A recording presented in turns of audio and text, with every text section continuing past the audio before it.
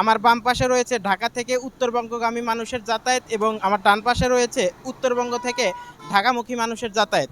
আমরা সেই সকাল থেকে দুপুর পর্যন্ত কিংবা বিকাল পর্যন্তও দেখেছি যমুনা সেতুর পরেই উত্তরবঙ্গের মানুষের আসলে ঈদ যাত্রার যে বাড়তি চাপ, সেই চাপটি আমরা এখন পর্যন্ত লক্ষ্য করিনি।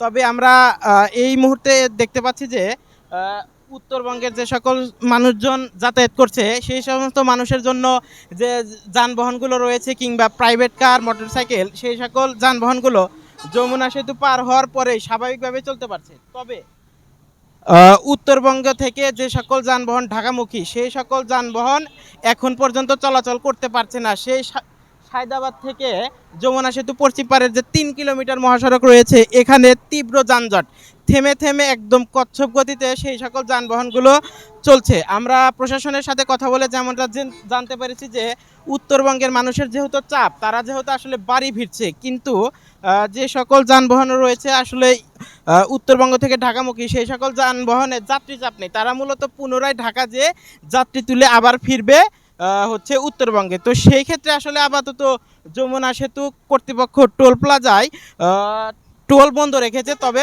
উত্তরবঙ্গের মানুষের জন্য টোল প্লাজা খোলা রেখেছে যেন স্বাভাবিকভাবেই মানুষজন চলতে পারে। তো আমরা এই বিষয়ে আসলে যমুনা সেতু কর্তৃপক্ষের সাথে কথা বলেছি। তারা এমনটি জানিয়েছে যে আসলে মানুষের সুবিধার জন্য, মানুষের ভালোর জন্য ঢাকাগামী যে আসলে লেনটি ছিল বা যে টোল প্লাজাটা ছিল সেটি বন্ধ রাখা হয়েছে। এতে সচল হয়েছে ঢাকা থেকে উত্তরগামী লেন।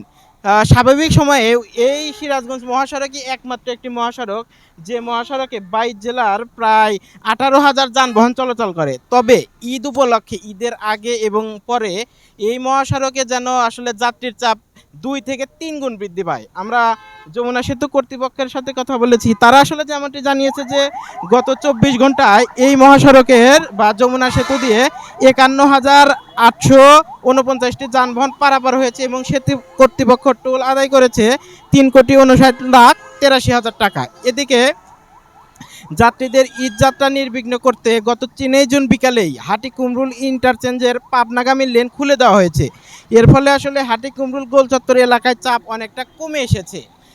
প্রশাসনের তৎপরতা আমরা সকাল থেকে প্রতিটি পয়েন্টে পয়েন্টে দেখতে পেয়েছি। তবে মানুষজন আসলে জীবনের রিস্ক নিয়ে তারা আসলে ট্রাকে, প্রাইভেট কারে যেভাবে পারছে বাড়ি ফিরছে, এমনকি মোটর সাইকেল করেও বাড়ি ফিরছে প্রিয়জনের কাছে পৌঁছে যাওয়ার জন্য। আমরা দেখতে পাচ্ছি যে উত্তরবঙ্গগামী যে আসলে লেনটি রয়েছে সেই লেনটি একদমই ফাঁকা, চিরচেনা যে যানজট সেই যানজটটি নেই। এবং আমরা দেখতে পাচ্ছি যে প্রশাসনের আসলে নিবিড় পর্যবেক্ষণ রয়েছে। তারা প্রতি 24 ঘন্টাতে তাদের এক এক সময় এক একটা টিম কাজ করছে। পাশাপাশি এই মহাসড়কে আসলে গাড়িগুলোর কোনটি কোন লেনে যাবে সেটি আসলে জানানোর জন্য আগের থেকে মাইকের মাধ্যমে সেই সব গাড়ির নাম ধরে ধরে বিভিন্ন লেনে দেওয়া হচ্ছে। আমরা লক্ষ্য করতে পারছি যে বাসের পর বাস যাচ্ছে, কোনো ধরনের যানজট এখন পর্যন্ত নেই।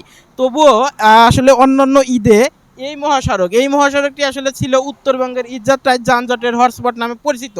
বেলা যত বাড়ছে এই মহাসড়কে আসলে একের পর এক যানবাহনের চাপ বৃদ্ধি পেতেই আছে।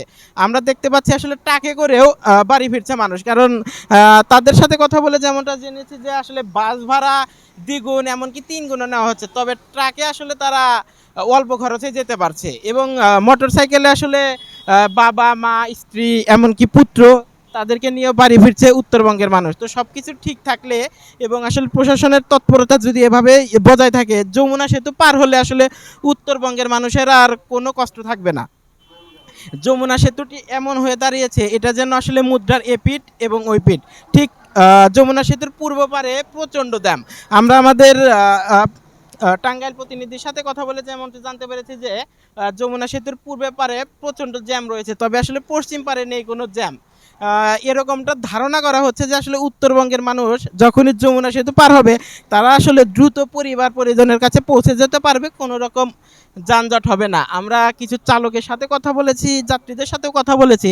তাদের দাবি আসলে এলেঙ্গা এমনকি হচ্ছে যে চন্দ্রা এলাকাটি রয়েছে ওইখানে জ্যাম, তবে যমুনা সেতু পার হওয়ার পর কোনো ধরনের যানজট হয়নি। এছাড়াও প্রশাসনের সাথে কথা বলেছি, ঢাকাগামী যে লেনটি রয়েছে সেই লেনের আসলে টোল কার্যক্রমের তৎপরতা কখন শুরু হবে। তারা যেমনটি জানিয়েছে যে উত্তরবঙ্গগামী যে লেনটি রয়েছে সেইখানে আসলে যানবাহনের চাপ যতই বাড়ুক স্বাভাবিক পর্যায়ে আসলে ধীরে ধীরে ঢাকাগামী লেনটি খুলে দেওয়া হবে।